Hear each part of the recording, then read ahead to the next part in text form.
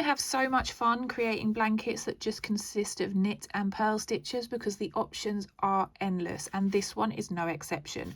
I've named this blanket design Holly. She is a nice short 12-row repeat, so you don't have a long pattern repeat to remember, and it consists of a nice modern simple garter stitch edge, and then your main pattern section in the middle consists of stockinette, some garter stitch, and then you've also got a bit of ribbing chucked in as well. So for those of you who are perhaps new to knitting but want to do a bigger project that isn't too complicated, this is perfect. And if, like me, you are an experienced knitter but you just don't enjoy knitting lots of complicated projects, then I think you'll like this one as well. I like to make baby size blankets, so this particular design is 60 centimeters wide by 80 centimeters long. You can adjust the sizing really easily by changing the number of stitches that you cast on using the pattern multiple that I'll go over at the beginning of the tutorial. But if you want to make a blanket exactly the same size as mine, you're going to want to cast on 135 stitches, and then you're going to want to work a total of 22 of these 12-row repeats. To make a blanket the same size as mine, you're going to need about 400 grams of double knit yarn. If you're not in the UK, that is number 3 weight yarn or light worsted weight yarn. You're also going to want to use circular needles. I use a size 4mm for this weight yarn, and I like to use ones that are about 80 to 120 centimeters long, just so that I've got enough cable to accommodate my stitches. Normal straight needles will not be big enough to accommodate the stitches that you need for this blanket, so you will need to use circular needles. You're also going to want some embroidery scissors and also a tapestry needle to sew in your ends. And then to make your life easier, to mark where your side borders end and your middle textured pattern starts, you are going to want 2 stitch markers, one for either end of your blanket. And that's it. So without further ado, grab your needles and let's get knitting. For patterns like this one that have a built-in border, I like to treat the pattern multiple for the middle textured panel separate to the stitches that you cast on for the border. That just means that if you want to have a different border or a different size border, you can still work out your pattern multiple for your middle pattern nice and easily. The pattern multiple for the middle textured panel of this blanket is 5 plus 2. So that means that you want to go ahead and cast on in multiples of 5 and then add 2 stitches extra onto the end.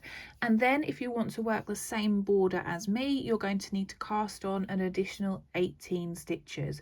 That is 9 stitches for either end. 8 of those are border stitches, and then 1 stitch at each end is your selvage stitch. I'm just going to cast on a small sample today, but if you want to make a blanket the same size as mine, then you will need to cast on a total of 135 stitches. That number includes the stitches for your border, and I like to use the long tail cast on method, but if you have a method that you prefer to use, then please go ahead and use that. The first thing we need to work on this blanket is our bottom garter stitch border, so you'll want to work 15 rows in exactly the same way. They are nice and easy. You are going to knit all the way across until you have 1 stitch left. This final stitch of the row is our selvage stitch, and that is what creates the nice neat braided edge that you get up the long edge of your blanket. And so we are not going to knit this stitch, we are going to slip it purlwise with the yarn in front. So the first thing you want to do is to pop your yarn to the front of your work. I'm a continental knitter, so I just lift it and hold it on my right hand needle. Then you're going to pop your right hand needle into the stitch as if to purl, so you're going to go into it from right to left. You're not going to go into it from left to right. So slide that right hand needle in, and then when the stitch is firmly on your right hand needle, you can slide the left hand needle out of your work, and then you want to lift this yarn over to make sure that it's at the front of your work so you haven't accidentally created a new stitch. If you find it easier just to lift the yarn to the front of your work before you work that slipped stitch, then you can do that too. And that's how you slip a stitch purlwise with the yarn in front. What you now want to go away and do is work 14 more rows and then come back and we'll tackle that main panel together. Your finished border should look a little bit like this. You should have a smooth cast on edge facing you. That's what I like to count as the right side of our work. And then you should have 8 garter ridges. Once you're at this stage, we're ready to jump into our 12 row repeat. The first time we work row 1, we're going to do a little bit of setup work to pop our stitch markers to mark our side borders. But after that, every time you work row 1, you just slip the markers instead of placing them. To start row 1, you want to knit the first 9 stitches.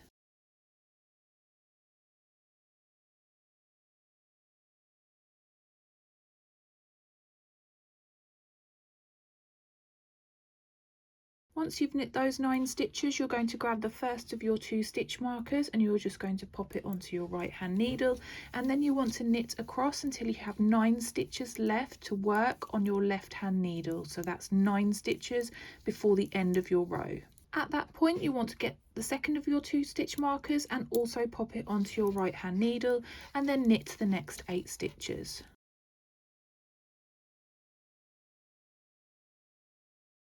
The 9th and final stitch, just like with our beginning border, you are going to slip purlwise with the yarn in front. Row 2 and all your even numbered rows are wrong side rows, so this part of the blanket facing us now will be the reverse of the blanket, and you want to start by knitting the 9 stitches that takes you to your stitch marker.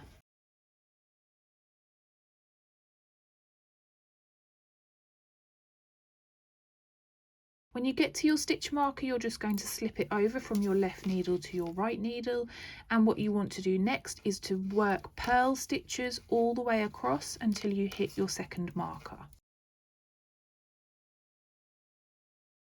Slip that second marker over from your left needle to your right needle and then knit 8 stitches.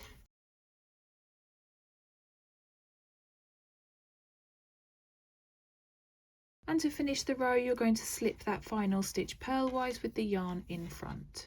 Row 3 is nice and straightforward. You want to work all the way across, knitting every single stitch. Don't forget to slip your markers over from your left needle to your right needle as you hit them, and then you will finish your row by slipping that final stitch purlwise with the yarn in front. So that is the only stitch of the row that we work any differently to a knit stitch. Row 4 is a repeat of row 2, so you are going to knit the 9 stitches that take you to your marker.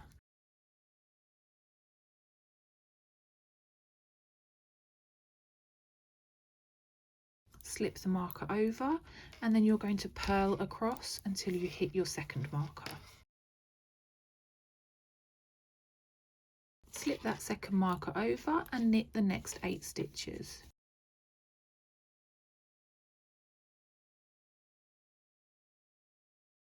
Finish the row by slipping that final stitch purlwise with the yarn in front. Rows 5, 6 and 7 are all worked in exactly the same way. You are going to knit every single stitch, slip your markers over as you come to them, and slip the final stitch purlwise with the yarn in front. So the next 3 rows are all worked in exactly the same way. So that's row 5, row 6 and row 7, and I will join you at the beginning of row 8. Rows 5, 6 and 7 finish off this stockinette section and give you your first little garter stitch stripe, and then row 8 is the first of our textured rows that work those little ribbed sections that are sandwiched in between the 2 rows of garter stitch. Start row 8 by knitting the 9 stitches before your marker.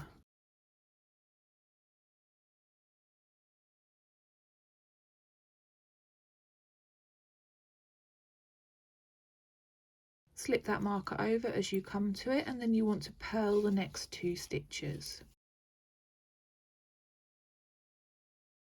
Then you want to work knit 3, purl 2, and repeat that all the way along until you hit your second marker, and you should hit your second marker after a purl 2. Slip that second marker over and then knit the next 8 stitches.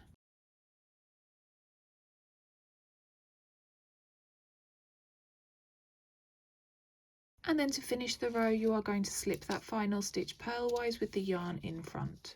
Row 9 is a right side row, and you are going to start by knitting the 9 stitches that take you to your first stitch marker.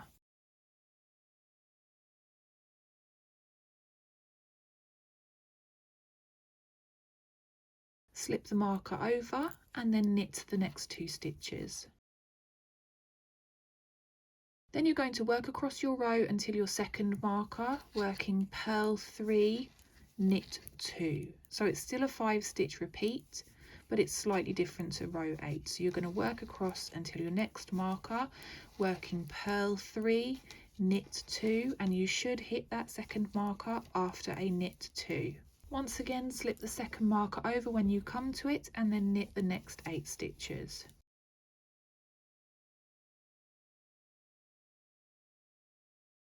And then finish your row by slipping that final stitch purlwise with the yarn in front. Row 10 is a repeat of row 8, so you're going to knit the first 9 stitches that take you to your stitch marker.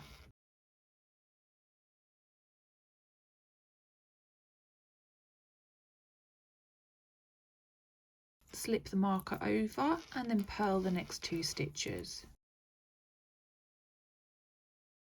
And then just like with row 8, you are going to work across, working knit 3 and purl 2 all the way across until you hit your second stitch marker, and that should come after a purl 2.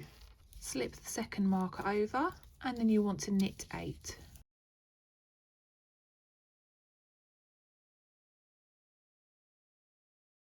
Finish off by slipping that final stitch purlwise with the yarn in front. Row 11 and row 12 are the last 2 rows of our repeat, and they are worked in exactly the same way.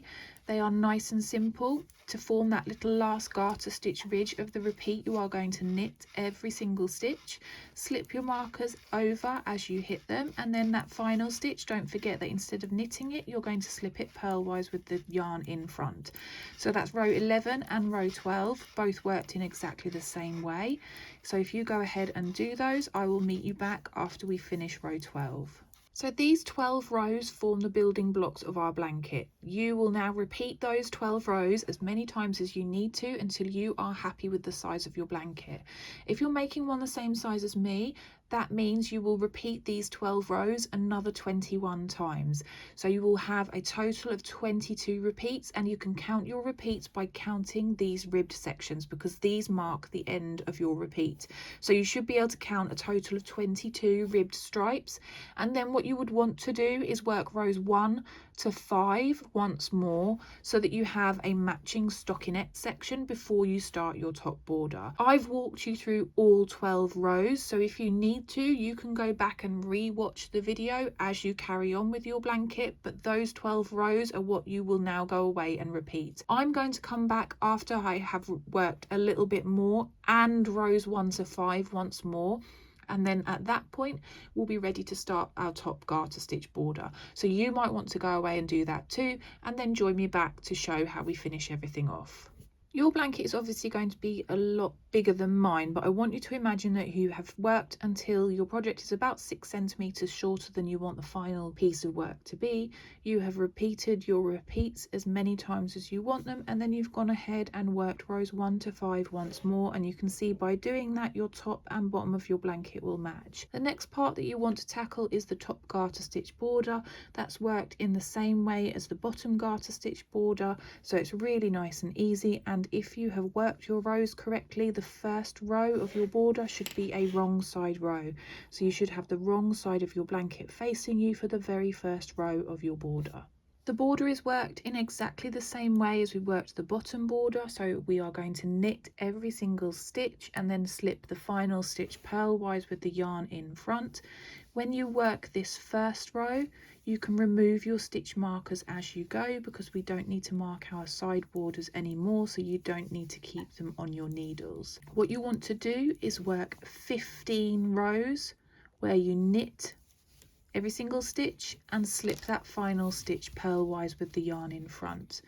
After your 15th row is finished, you should be just about to start a right side row, and that will be our cast off row. You should have 8 garter ridges on the front of your work. And if you just hang on for the next couple of seconds in the video, I will come back and show you what the border is like just before we work our cast off.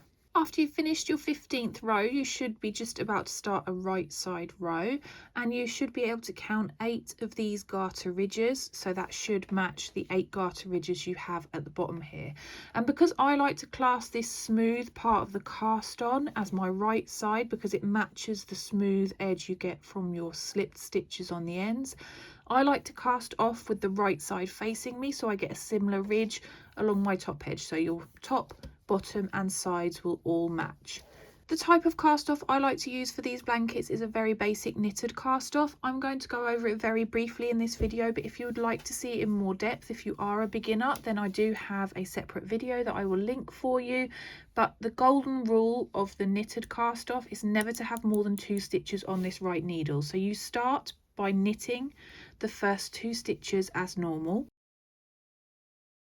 Once you've knitted those 2 stitches, you're going to grab your left hand needle and pop it into the first of the 2 stitches that you knitted, and then lift it up and over and off your right hand needle. You might want to pop your finger here just to make sure that this stitch doesn't accidentally slip off too. And you can see that you've gone from 2 stitches on this right hand needle down to 1 stitch. Then you're going to knit 1 more stitch and repeat the process again. Try not to knit your stitches along this top edge too tight, because otherwise it will pull in tight and your blanket won't lay flat. So you want to work all the way across your blanket, knitting 1 stitch and then lifting 1 stitch all the way until you get to the end of the row, and you will find that you've got 1 stitch left on your right hand needle and your left hand needle will have no stitches left on it at all. And that is the point that I will join you to show you how to break your yarn and secure your tail. Once you've worked and you just have this 1 last stitch to do, you can break your yarn. You want to leave a tail that is long enough to sew your ends. I like to leave between 20 and 25 centimeters. I measure so that I have a nice long tail so that I can sew in my ends without running out of yarn. Then with this final stitch, I pull upwards to make the stitch bigger, and then I remove my needles. You don't need those anymore. And then to finish off, I pop my fingers through that loop, grab the tail and pull it all the way through the loop.